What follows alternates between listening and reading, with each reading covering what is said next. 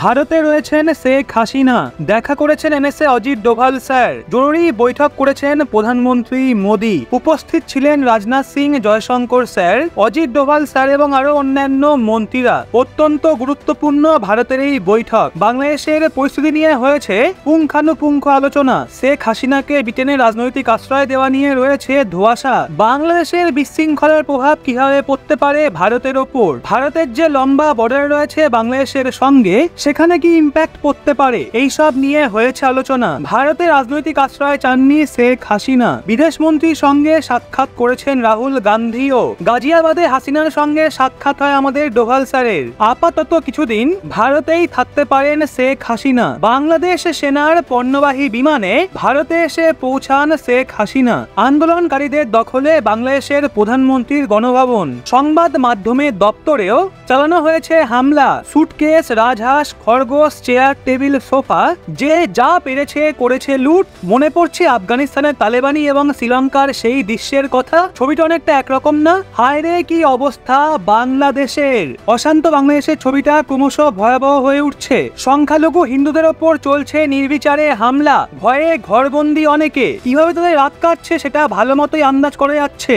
Social মিডিয়ায় upload হয়েছে এই নিয়ে প্রচুর ভিডিও। বাড়ি বাড়ি চলছে ভাঙচুর, লাগিয়ে দেওয়া হচ্ছে আগুন। কি ভয়াবহ সেই আত্মনাদ। এরই মধ্যে 1 কোটি হিন্দু শরণার্থী ভারতে আসতে পারে এমনটাই দাবি উঠেছে। বিরোধী দলনেতা শুভেন্দু অধিকারী এর জন্য মানসিকভাবে প্রস্তুত থাকতে বলেছেন। ভারত অবশ্যই এই বিষয়ে বড়সড় কোনো সিদ্ধান্ত নেবে। কিন্তু এটাই কি বাংলাদেশের স্বাধীনতা, একটা স্বাধীন রাষ্ট্রের নমুনা? দেখুন, এই ভাই আমাদের আগের দিনের ভিডিওতে কমেন্ট করেছেন। কমেন্টটা পড়ুন, তাহলেই বুঝতে পারবেন কোন সিচুয়েশনের মধ্যে রয়েছে বাংলাদেশের হিন্দুরা। যেগুলো হচ্ছে একেবারেই ঠিক হচ্ছে না। এই সবের হিসেব নিকেশ হবে। শেখ হাসিনার আশ্রয়ের বিষয়টারই উঠে এসছে বড়সড় খবর। শেখ হাসিনার মামলা নিয়ে ব্রিটেনের প্রথম স্টেটমেন্ট এসছে। সব পক্ষ একসাথে মিলে সমাধান বের করা উচিত, এমনটাই বলছে ইউকে। শেখ হাসিনা এখন রয়েছেন ভারতে। ওনার পরবর্তী গন্তব্য হতে পারে লন্ডন, এমনটা কাল থেকেই শুনে আসছি আমরা। ইউকের ফরেন সেক্রেটারি ডেভিড ল্যামিওনা স্টেটমেন্টে বলেছেন, বিগত 2 সপ্তাহ ধরে মারাত্মক হিংসা দেখতে পাওয়া যাচ্ছে।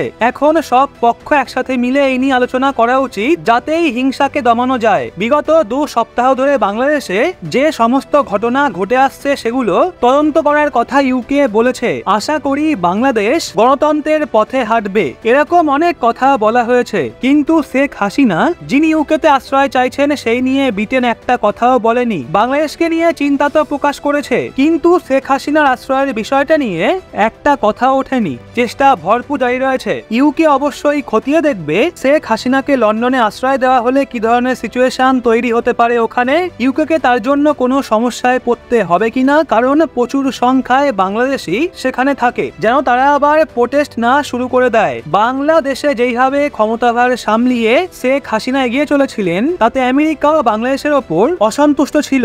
আমেরিকা ওখানকার স্বৈরাচারিতা নিয়ে বারবার ওয়ার্নিং দিত, অ্যালার্ট করত। এখন যেহেতু শেখ হাসিনাকে প্রধানমন্ত্রীর পদ থেকে সরে দাঁড়াতে হয়েছে, সেক্ষেত্রে ইউকে কিন্তু আমেরিকার একজন অংশীদার। দুজনে ইন্টারন্যাশনালি একসাথে মিলে অনেক রণনীতি বানিয়ে থাকে। সেই জন্য ব্রিটেন আমেরিকার নির্দেশ মতো চলতে পারে। এখনো অব্দি ব্রিটেনের পক্ষ থেকে হ্যাঁ বা না কিছুই বলা হয়নি। দেখা যাক পরবর্তী সময়ে কি হয়। নজর রাখছি আমরা এই দিকে। তবে একটা কথা না বলেই নয়, প্রিয় বাম ভাইয়েরা, তোমরা তো কলকাতার রাস্তায় বাংলাদেশের ছাত্র আন্দোলনের সমর্থনে মিছিল করলে, স্লোগান তুললে, কই এখন তো কোনো আওয়াজ উঠছে না? বাংলাদেশের নিপীড়িত হিন্দুদের জন্য কোথায় এখন তোমাদের প্রতিবাদ? মায়ের থেকে মাসির দরদ বেশি দেখানো হলো না?